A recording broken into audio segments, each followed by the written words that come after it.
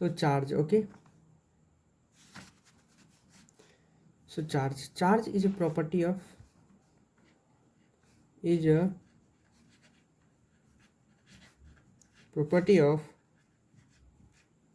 matter by which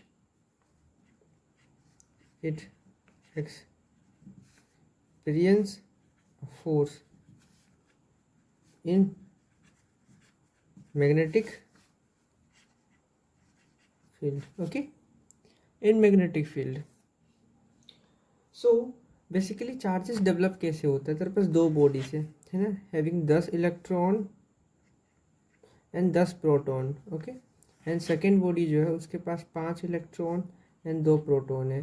तो basically इसके पास जो चार्ज होगा वो जीरो होगा, नेट चार्ज, ठीक है। इसके पास जो नेट चार्ज होगा वो होगा 5 तो भाई साहब नेगेटिव है और 2 है positive, so net charge will be 3 electron, ठीक है। सो बेसिकली फंडामेंटल अपने मैग्नीट्यूड ऑफ चार्जेस लिख लेते हैं जो इलेक्ट्रॉन्स का होता है। इलेक्ट्रॉन का चार्ज होता है 1.6 गुना 10⁻⁻19 coulomb in negative, okay. Similarly equals to for proton but in positive, okay. Same magnitude proton का भी होता है बट वो पॉजिटिव में होता है। तो ये होता है चार्जेस दो कैटेगरी के होते हैं, एक तो भाई पॉजिटिव चार्जेस, एक तो नेगेटिव, ओके। सो ये आइसोलेटेड अगर है तो हम इसका इलेक्ट्रिक फील्ड कैसे बनाएंगे, प्लस का इलेक्ट्रिक फील्ड निकलता है भाई प्लस से, है ना, प्लस इलेक्ट्रिक फील्ड निकलेगा। And for negative charges suppose this is the Q1, this is the Q2, both are isolated, if not isolated then electric field converge होना स्टार्ट हो जाता। तो ये आइसोलेटेड है इसीलिए हम इस टाइप की इलेक्ट्रिक फील्ड बना पा रहे हैं। ये इनवर्ड आ रहा होगा, इसमें भी इलेक्ट्रिक फील्ड घुस रहा होगा। तो ये दो कैटेगरी से इलेक्ट्रिक फील्ड बिहेव करता है, ठीक है। So charge equals to IT। So अगर डायमेंशन लिखना चाहो इसको, so this is current ampere, T is time, that is T। So dimension of charge equals to AT। So basically जो चार्जिंग होता है, वो जो चार्ज बिहेव करता है वो नेट चार्जेस को, किसी भी बॉडी पे नेट चार्ज के कारण उस पर इफेक्टिव चार्ज आता है, ठीक है। वो फिर वो हमें एक इफेक्टिव शो करता है कि बॉडी क्या चार्ज बिहेव करेगा अगर उसको किसी मैग्नेटिक फील्ड में रखा जाए, ठीक है। तो ये होता है। And now way of charging, okay. So first of all is friction,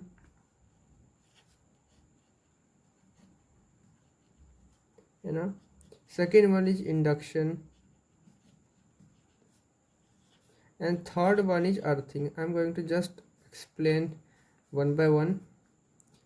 Third one is earthing, okay. So this is the friction. So just rub करो दो surfaces को, just like तूने दो balloons, balloon 1 balloon 2 को तूने rub किया, and now एक string से balloon 1 को तूने यहाँ टंग दिया, balloon 2 को टंग दिया, ठीक है। एंड नाउ देखना या फिर तो ये रिपेल करना स्टार्ट कर देंगे और दूसरा ऑब्जेक्ट के साथ इसको अगर सामने लेके जाओगे तो ये अट्रैक्ट होना स्टार्ट कर देंगे, ठीक है। तो ये रबिंग से, आई मीन फ्रिक्शन से चार्ज आ जाता है बॉडीज में। फिर इंडक्शन, बेसिकली इंडक्शन में होता क्या है, अपने एक बॉडी 1 है, ए, ठीक है। इसमें नेट चार्ज 0 है, नेट चार्ज 0।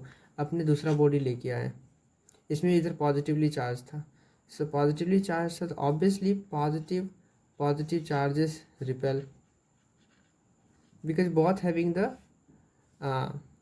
व्हाट, सब दोनों से इलेक्ट्रिक फील्ड निकल रहा होगा, तो दोनों इलेक्ट्रिक फील्ड जब अपोज डायरेक्शन में होंगे तो रिपेल करना स्टार्ट करेंगे। तो यहाँ पॉजिटिव है तो यहाँ पे नेगेटिव इंड्यूस हो जाएगा for by the force of attraction, negative और positive electric field line convert, ये जा रहा होगा ये आ रहा होगा, तो इलेक्ट्रिक फील्ड लाइन से दोनों प्लस माइनस के कारण फोर्स ऑफ अट्रैक्शन दिखेगा ना कि रिपल्सन, तो इसके कारण यहाँ नेगेटिव इंड्यूस होगा एंड देन उसके कारण पॉजिटिव ही इंड्यूस हो जाएगा, एक साइड फिर पॉजिटिव चार्जेस एक्यूमुलेट हो जाएगा। And third one is earthing, okay. Third one is earthing, अपने कोई बॉडी को अर्थ कर देते हैं तो नेट पोटेंशियल इस पॉइंट का 0 होता है, उसके कारण बॉडी में भी एक चार्ज जो होता है पहले से ज़्यादा, भाई अर्थिंग करा तूने, करंट फ्लो करा, ठीक है, उसके कारण कुछ ना कुछ नेट चार्जेस आता है बॉडी के पास, ठीक है। तो ये था पूरा way of charging. Positive charges होते हैं, नेगेटिव चार्जेस होते हैं, ठीक है। Charge is a property of matter, एक इलेक्ट्रॉन पे चार्ज क्या होता है। एंड फॉर सॉल्विंग हम कुछ डाटा लिख देते हैं, ओके। सो डाटा में अपने लिखते हैं सबसे पहले इलेक्ट्रॉन, कहाँ गया, इलेक्ट्रॉन चार्ज तो होता है 1.6 गुना 10⁻⁻19 कूलम्ब, ठीक है। एंड मास इक्वल्स टू 9.1 गुना 10⁻31 kg, okay. For proton charge is similar, same है ना, mass equals to 1.67 into 10⁻27 kg। For unified mass, भाई ऑब्वियसली रिक्वायर्ड होगा तेरे को, अगर ग्रेविटी को सीन में लेके आओगे ऑब्वियसली आगे काम पड़ेगा, तो सारा डाटा लिख देते हैं जो रिक्वायर्ड होगा frequently. Mass of proton is equals to, ये जो होगा वो केजी में होगा, एंड 1.0072 यूनिफाइड है ना।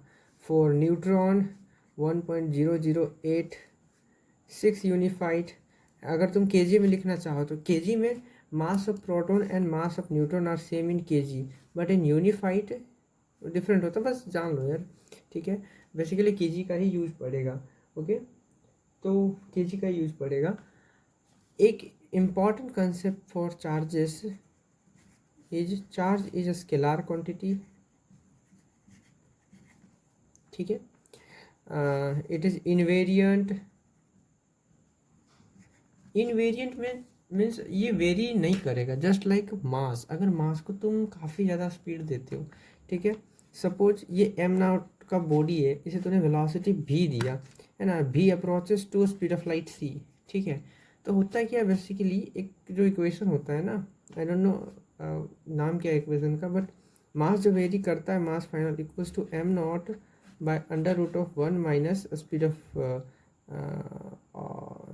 ऑब्जेक्ट बाय का स्क्वायर बटे स्पीड ऑफ लाइट का स्क्वायर। हाँ हाँ हाँ, ठीक है। ये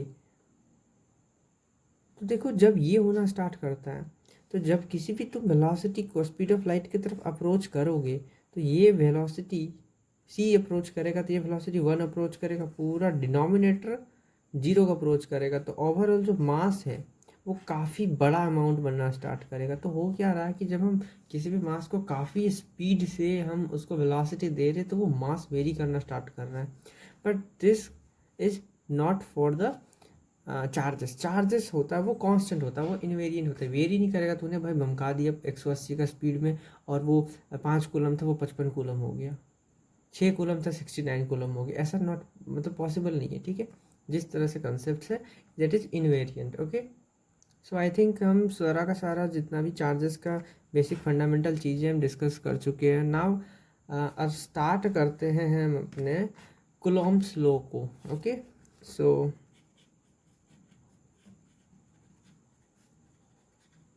Coulomb's law of Coulomb's law, ठीक है, कूलॉम्स लॉ।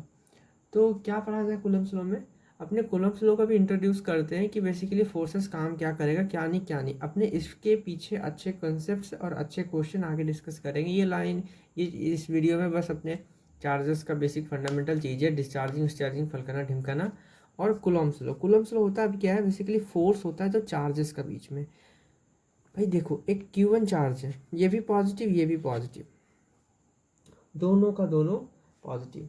तुम्हें क्या लग रहा है, दोनों के बीच में भाई फोर्स तो लगेगा। अब फोर्स में भी वो चार्ज पे डिपेंड करेगा कि क्या वो अट्रैक्टिव काम कर रहा है फोर्स, या फिर तो रिपल्सिव काम कर रहा है, ठीक है। वो तो चार्जेस पे डिपेंड करेगा, बिहेवियर ऑफ चार्ज कि क्या है चार्ज, ठीक है। लेकिन मैग्नीट्यूड तो सेम होगा ना भाई, ठीक है। तो पॉजिटिव के लिए इलेक्ट्रिक फील्ड भाग रहा होगा इधर, इसके लिए भी इलेक्ट्रिक फील्ड भाग रहा होगा इधर।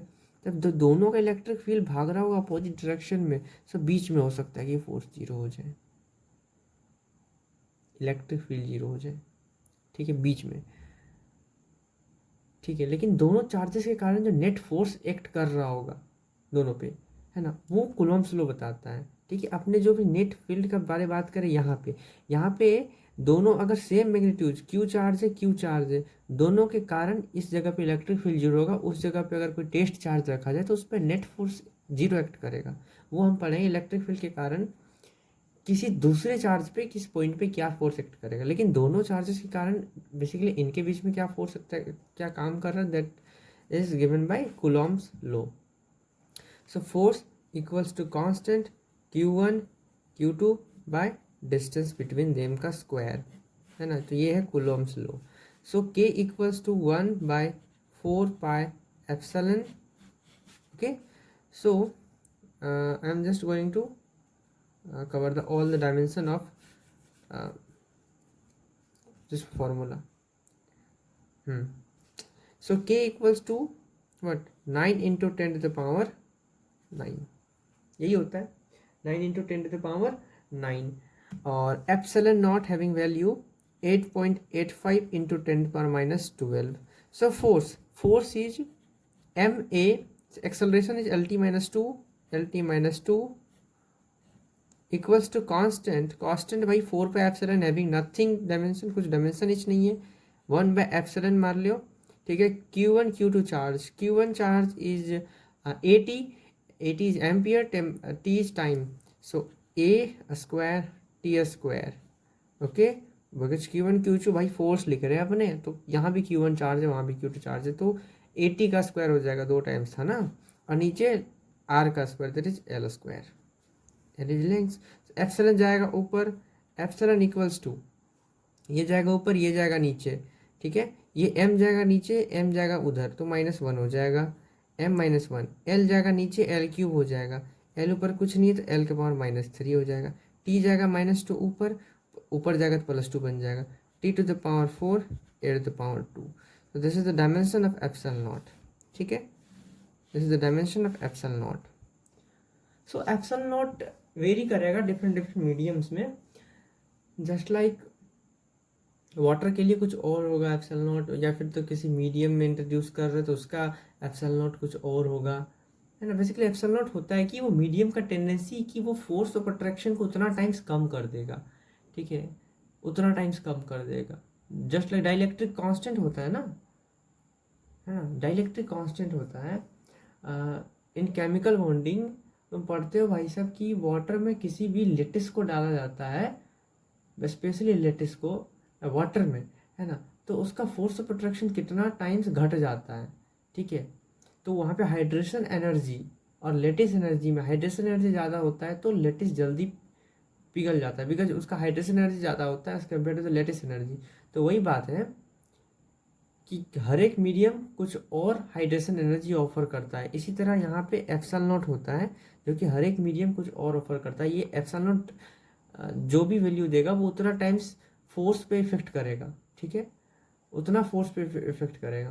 तो बेसिकली यही एप्सिलॉन नॉट डायमेंशन इसका यही है सारा कंसेप्ट। और अपने कल बात करते हैं फोर्सेस पे कि बेसिकली फोर्सेस एक्ट कैसे करता है चार्जेस के बीच में, नल पॉइंट वगैरह, फल्का ढिमका सब चीज़, ठीक है। तो ये था फंडामेंटल चीज़ है चार्जेस पे and introduction of Coulomb's law.